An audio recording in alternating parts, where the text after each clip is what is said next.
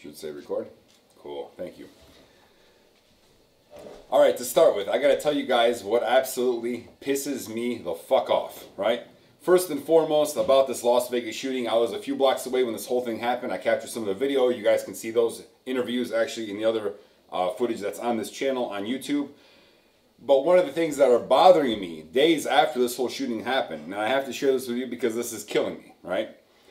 I turn on the radio. I hear conservative radio, I hear liberal radio, I hear so on and so forth. And today, on one of the channels, I ended up hearing after Rush Limbaugh was on, two people on there, experts apparently in their field, another third person that they're interviewing, and they're like, well, you know, we only see two options for this whole thing, you know.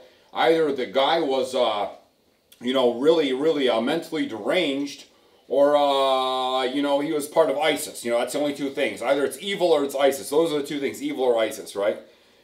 That is one of the most simple Simon-ass ways of going through life and trying to find a solution to a problem that's so much bigger than anything anybody wants to even look at and be able to comprehend at the moment, right?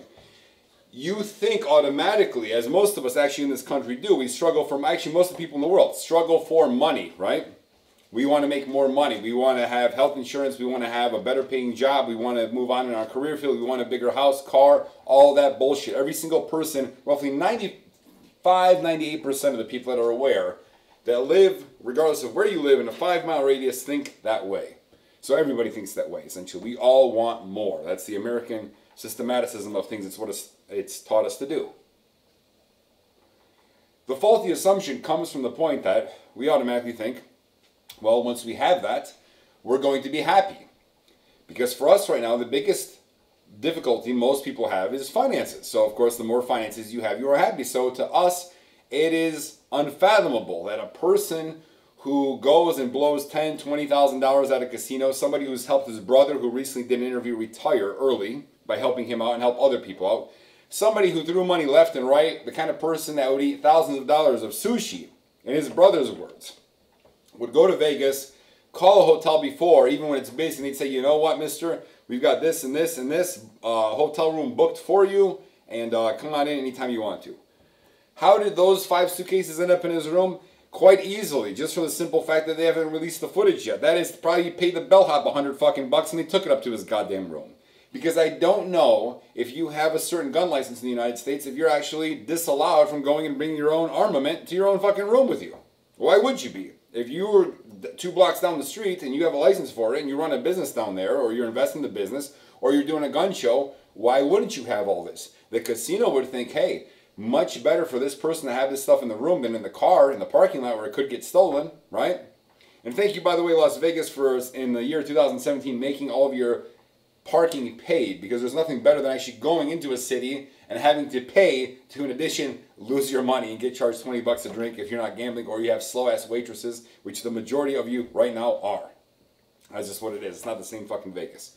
So we automatically want to exclude the guy, want to put him into a box or a category, because as long as we can accept socially and publicly that the guy was ISIS, then we can go after ISIS. Then we have a reason. We have an excuse, right? We have something that makes us angry. We have an impetus for doing that. What's harder, perhaps, is to sit back for a moment and on a personal level, every single one of you that are watching this video, take whatever gripe and moan you have in life. Your wife left you. Your dog died. You lost your job. You didn't get that promotion. Your loan on your house skyrocketed. It ballooned to something that you couldn't imagine. Your daughter went off, started fucking random people. Your son went off, started fucking random people and getting people pregnant. Any of the gripes and moans that a lot of people have in this life, take that as an impetus and add onto that a bit of a sensibility of not giving a fuck about anything. Because when you've amassed a certain amount of riches, a lot of rich people essentially are not happy. That's one thing that the rest of the people who are poor don't understand, is that you automatically think, oh, you have money, you must not have any problems. Why? Because the biggest problem we have is that we don't have money or the disposable level of income that we'd like to think either we deserve or we should have. So take all those things, couple them all together, and now you come up with something that's a little bit more complex of a solution. For if it weren't, can you imagine ISIS operatives having the wherewithal not to be able to send people here as they supposedly did during the September 11th attacks, right? Even though that was Al-Qaeda and that was another group, but essentially the same working level of wanting to destroy America from what we believe, from what we're being told. Take that, and now think to yourself that what was important was not to do that, but to convert a millionaire, a multimillionaire, somebody who retired at a young age, helped his family and other friends retire at a young age by his business practices and what he had done, which, by the way, up until this point were not illegal, and lose his ability, in our minds anyway, to do something that we consider sensible. Do we really want to believe, if you want to think that this is a terrorist attack and terrorist network that reached out to this guy, that they were able to find somebody who was a multimillionaire, spent tens of thousands at a time in casinos and got all the rooms comped, essentially lived the 70s lifestyle Vegas that the majority of us will never have because we nickel and dime when we go there, right? Do you want to believe that this organization has the wherewithal to come and convert an individual to carry this out on their own without any paperwork, without any paper trails, without anything else? Matter of fact, the next time you're around somebody who's as well-to-do as this person apparently was before this attack happened, try and invite them out even for a drink to have with you, even if you're buying, and see how easy it is for them to even accommodate that.